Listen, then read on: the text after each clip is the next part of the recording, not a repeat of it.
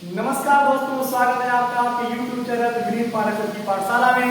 आप हैं अपने दोस्त और दोस्त विनीत पाठक के साथ। आप सीख रहे हैं हमारे साथ parts of speech. Parts of speech में इन दिनों आप सीख रहे हैं प्रीपोजिशन। प्रीपोजिशन में इससे पहले आपने सीखा प्रीपोजिशन का इंट्रोडक्शन।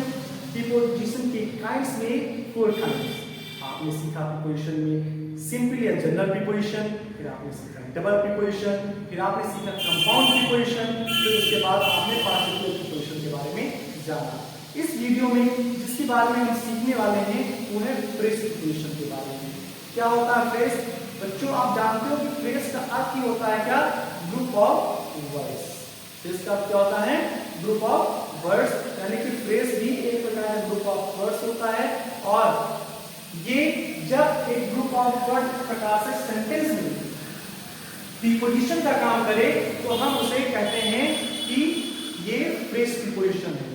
जब एक कोई फ्रेज पूरा का पूरा फ्रेज सेंटेंस में जब प्रीपोजिशन काम करता है तब हम उसे फ्रेज प्रीपोजिशन के नाम से जानते हैं। आइए मैं आपको समझाता हूं कुछ एग्जांपल्स के माध्यम से। बच्चों आपके सामने फ्रेज प्रीपोजिशंस दिए गए हैं कुछ, जैसे कि इन स्पाइट ऑफ। अब इन स्पाइट ऑफ क्या बेटा? Group of words. In spite of, देखो 3 वर्ड्स आए हैं, 3 वर्ड से मिलकर के एक प्रीपोजिशन तैयार हुआ है, इसलिए इसको हमने क्या कहा? Phrase preposition. इसी प्रकार इन प्लेस ऑफ, इसी प्रकार बिकॉज ऑफ, इसी प्रकार अकॉर्डिंग टू, इसी प्रकार ऑन बिहाफ, इसी प्रकार इन ऑर्डर टू। आप देख रहे हैं कि सारे के सारे जो है वो कैसे आए हुए हैं?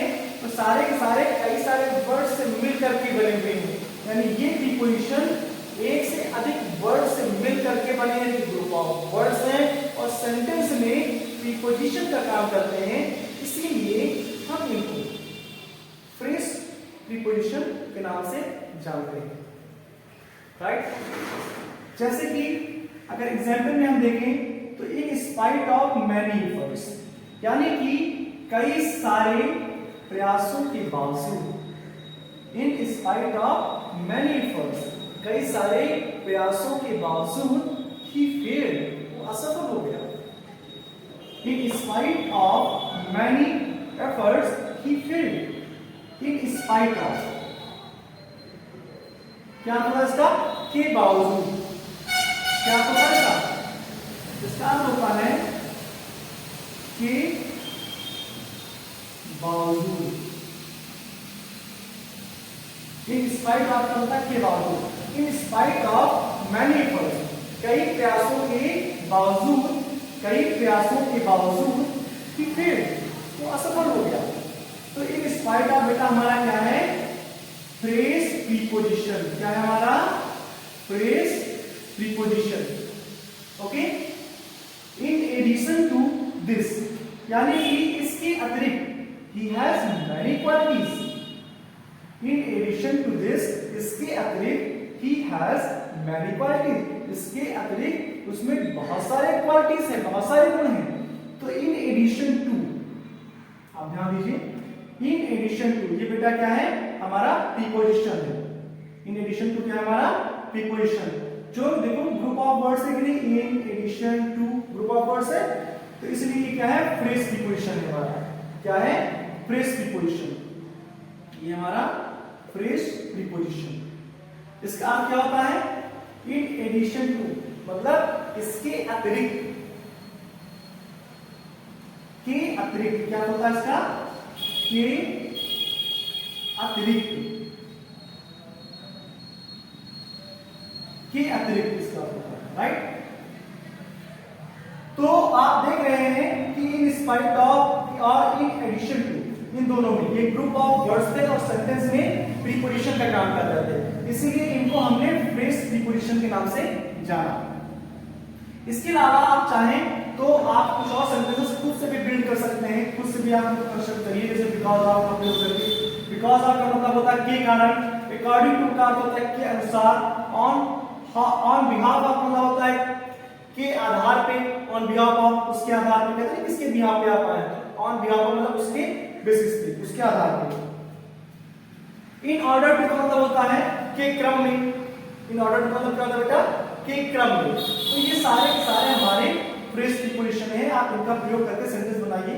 बिकॉज ऑफ के कारण, अकॉर्डिंग टू के अनुसार, और बिहाफ ऑफ के आधार पर, इन ऑर्डर टू के क्रम में आप इन वर्ड्स को यूज कीजिए अपने सेंटेंस में और सेंटेंस बिल्ड कीजिए। फिर हमें हमसे पूछिए, अगर आपको कोई डाउट होता है तो पूछिएगा, कंफर्म करूंगा आपको। आप कमेंट बॉक्स में लिखिए, मैं आपको सपोर्ट करूंगा और आपको मैं वहां पर भी हेल्प करूंगा। इसके अलावा अगर थोड़ी सी बात हम और आगे करना चाहें तो एक बहुत ही रोचक जानकारी मैं आपको देना चाहूंगा कि देखो बेटा क्या होता है, कई बार हम देखते हैं कि प्रीपोजिशन सेंटेंस के लास्ट में प्रयोग किया गया है। क्या देखते हैं, कई बार हम ये देखते हैं कि जो प्रीपोजिशन है वो सेंटेंस के लास्ट में प्रयोग किया जाता है। हम हमेशा कंफ्यूज रहते हैं, सर मतलब क्या है ये प्रीपोजिशन लास्ट में आया, और हाँ ट्रांसलेशन करने में बड़ी मुश्किल आती है ऐसे वाक्यों को। बच्चे कंफ्यूज रहते हैं कि सर मतलब कि लास्ट में प्रीपोजिशन को ट्रांसलेट कैसे करें, और अगर उनसे कहते हैं कि ट्रांसलेट करो तब तो मसाला बहुत मुश्किल उनके लिए। क्यों? क्योंकि उन्हें वो क्लू नहीं पता है कि रीजन क्या है, कैसे प्रीपोजिशन लास्ट में प्रयोग किया जाता है। तो मैं बता दूं आपको बेटा कि इसके 3 कारण होते हैं। इसके कितने कारण होते हैं? There are 3 reasons for this. Okay, तो इसके लिए 3 कारण प्रयोग किए जाते हैं। 3 कारण कौन कौन से होते हैं? पहला तो ये कि जब कभी भी किसी प्रीपोजिशन का ऑब्जेक्ट, जब कभी भी, ध्यान से सुनिएगा, बहुत इंपॉर्टेंट इंफॉर्मेशन है आपके लिए, जब कभी भी किसी रिलेटिव, जब कभी भी किसी प्रीपोजिशन का ऑब्जेक्ट रिलेटिव प्रोनाउन दैट आया, जब कभी किसी प्रीपोजिशन का ऑब्जेक्ट रिलेटिव प्रोनाउन दैट हो, तब हम प्रीपोजिशन को लास्ट में सेंटेंस में प्रयोग करते हैं। ओके, दूसरी कंडीशन क्या हो सकती है कि जब कभी किसी प्रीपोजिशन का,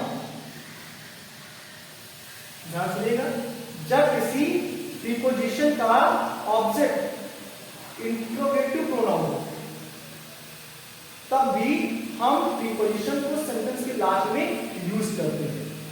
ओके, फिर से सुनिए, पहली कंडीशन क्या है? ऑब्जेक्ट किसका होना चाहिए? प्रीपोजिशन को ऑब्जेक्ट और रिलेटिव प्रोनाउन दैट होना चाहिए। दूसरा, प्रीपोजिशन का जो ऑब्जेक्ट है वो इंट्रोगेटिव प्रोनाउन होना चाहिए। थर्ड कंडीशन ये है कि कई बार क्या होता है, हमारा जो प्रोनाउन होता है वो हिडन होता है। कई बार क्या होता है बेटा, कई बार ये होता है कि हमारे प्रीपोजिशन का जो ऑब्जेक्ट है वो रिलेटिव प्रोनाउन आता है, और रिलेटिव प्रोनाउन क्या होता है? हिडन होता है, छुपा हुआ होता है। ऐसे केस में भी हम प्रीपोजिशन को सेंटेंस के लास्ट में यूज करते हैं। एक बार फिर से आप तीनों कंडीशन को सुन लो कि कब हम प्रीपोजिशन को सेंटेंस के लास्ट में प्रयोग करते हैं। कंडीशन नंबर 1, जब कभी किसी प्रीपोजिशन का ऑब्जेक्ट रिलेटिव प्रोनाउन दैट हो। कंडीशन नंबर 2, जब किसी प्रीपोजिशन का ऑब्जेक्ट इंट्रोगेटिव प्रोनाउन हो। कंडीशन नंबर 3, जब कभी कोई रिलेटिव प्रोनाउन क्या हो, किसी प्रीपोजिशन का ऑब्जेक्ट रिलेटिव प्रोनाउन क्या हो? हिडन, छुपा हो सेंटेंस में। तो छिपे हुए के लिए भी केस में हम क्या करते हैं? अंडरस्टूड होता है, और ऐसे केस में हम जो प्रीपोजिशन है वो सेंटेंस के लास्ट में प्रयोग करते हैं। राइट, आइए कुछ एग्जांपल्स आपको समझाते हैं। जैसे this is the book I am found out, यानी कि दिस इज द बुक, या वही पुस्तक है। अब यहां पर आना क्या चाहिए? यहां पे रिलेटिव प्रोनाउन दैट आना चाहिए। दिस इज द बुक, जिसके लिए मैं सोचती हूं, उस दैट की जगह पे हमने देखा कि दैट क्या है? यहाँ पे रिलेटिव प्रोनाउन दैट गया है। राइट, अगर यहाँ पे this is the book, okay, यहाँ पर अगर रिलेटिव प्रोनाउन दैट का प्रयोग किया जाए और सेंटेंस को ऐड किया जाए, तब जाकर के सेंटेंस का सिंपल मीन निकलता है। लेकिन वो क्या है? अंडरस्टूड, छिपा हुआ है। और हम देख रहे हैं कि इसके लिए हमने क्या किया? हमने अपना प्रीपोजिशन सेंटेंस के लास्ट में प्रयोग किया, यानी कि दैट ऑफ, दैट ऑफ, है ना? तो हमने क्या किया? फाउंड ऑफ लास्ट में। Whom are you thinking of? अब इसमें देखो बेटा क्या आ गया? Who, इंट्रोगेटिव प्रोनाउन, है ना? तो आप इंट्रोगेटिव, हाँ जी हाँ, इंट्रोगेटिव प्रोनाउन। आपने क्या देखा कि सेंटेंस में इंटरोगेटिव प्रोनाउन आ गया, इसलिए हमारा जो प्रीपोजिशन है वो कहां आ गया, लास्ट में आ गया। थर्ड सेंटेंस में आप देखिए, इसमें हमारा जो रिलेटिव प्रोनाउन है वो हिडन है, जैसे दैट इज द मैन, क्या वही आदमी है, आई वाज स्पीकिंग ऑफ, जिसके बारे में मैं बात कर रहा था, जिसकी मैं बात कर रहा था। क्यों? जिसकी मैं बात कर रहा था, यानी कि whom, क्या है whom, जिसके बारे में बात कर रहा था, about whom। अभी देख सकते हैं कि that is the man about whom I was speaking, right. तो ऐसे केसेस में जब रिलेटिव प्रोनाउन हमारा हिडन हो, तब भी हम क्या करते हैं, तब भी हम अपने प्रीपोजिशन को सेंटेंस के लास्ट में प्रयोग करते हैं, राइट।